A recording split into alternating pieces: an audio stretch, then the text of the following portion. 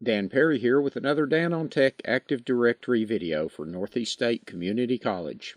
In this video, we're going to look at group policy management, how we go in and set group policy items.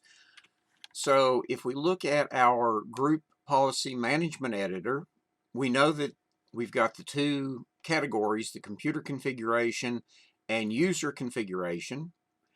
I am creating or setting a password policy, and I'm doing it for an OU1 in my domain. So if I look under the Windows settings on the computer and I go down to security settings, here I've got a number of things including account policies, local policies. If I go down to security settings and then look, I've got a number of things including account policies, local policies, system services, registry, public key policies. We're going to look at account policies, so I'll double click on it. And the three sections there are password, account lockout, and Kerberos. Under password policy, I have the ability to enforce my password history. I can have a maximum and a minimum age for the passwords, a minimum length. I can decide whether or not it has to meet certain complex passwords and whether or not I want to store it under reversible encryption. You never want to store your passwords using reversible encryption. All of those for this setting are not defined. Now, there are settings up at the domain level, so those settings would be enforced. But if I come in here and set these, they will override the domain level settings. So if I do the password history, I can turn it on. Right now it's not defined. So once I turn it on, then I can control how many passwords it remembers before you can reuse a password. And I can go up to about 24. I'm going to set it for 10. So it's going to remember 10 passwords. So every time you change your password, you won't be able to reuse your last 10 passwords. So I'll go ahead and apply that. Click OK. Now for the maximum age, if I define that, Microsoft defaults to 42 days. I'm going to make it 90 days. I think that if you set your password changing too often, you have a bigger tendency to forget the passwords, and so you write them down. When I do that, it goes in and says, hey, it's suggesting that I make my minimum password age 30 days. I'm going to go ahead and say OK here, and we'll go and see that it did set that. What the maximum age says is that after 90 days, you have to change your password. So now, notice the minimum is set. I can go change it. And it says that, okay, once you set your password, you can't change it for 30 days. Well, I'm not sure I ever liked that one being set, so I'm going to turn that off. And it says, hey, maximum age 90 days. It's suggesting you don't define it. I'm going to cancel there and apply.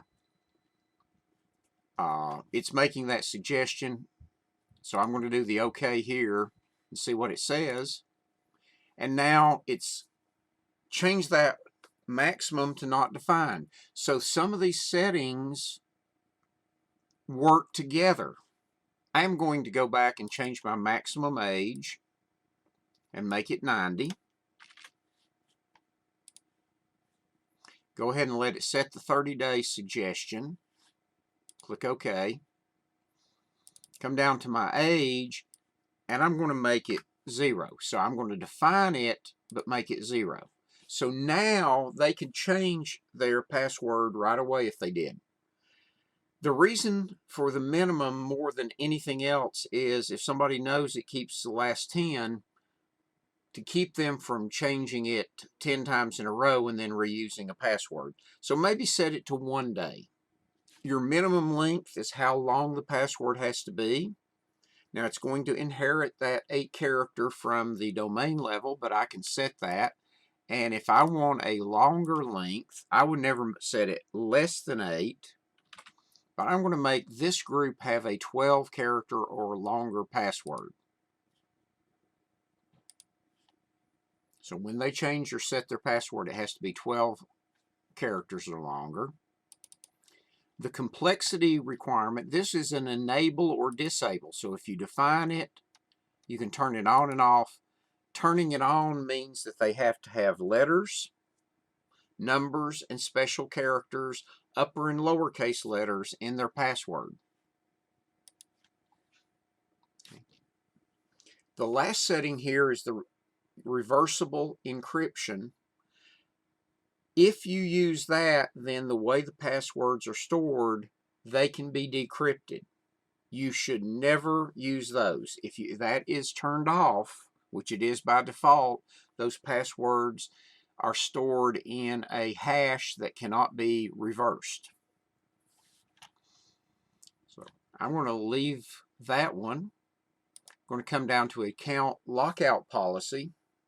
The account lockout duration allows me to determine how long an account is automatically locked out until it unlocks itself. So at 30 minutes, once the account is locked, it will stay locked out for 30 minutes unless an administrator resets it. Now it makes some suggestions on the threshold and reset. I'll go ahead and say OK there, and it has set that. The threshold is how many bad password attempts before the account is locked out, and that's 5. So if you miss your password 5 times in a row, your account will be locked out.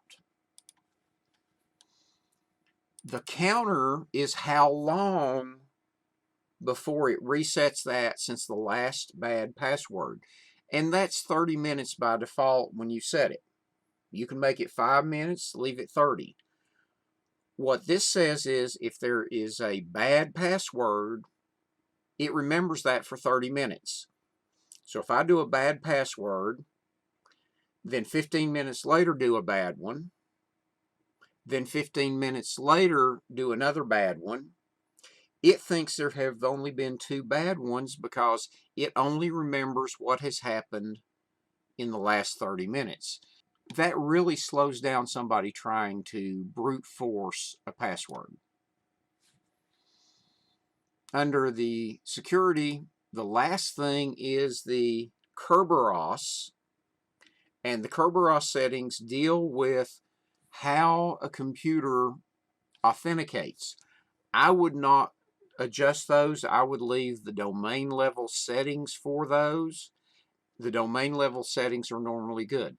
If you want to understand more about how this Kerberos works, I would go in and research Kerberos and see if there's some reason you might want to change those settings. Now that I've set these, go in and exit, now I actually have settings for this password policy. Thank you for watching this Dan on Tech video for Northeast State Community College. Please subscribe to this playlist so you don't miss future videos.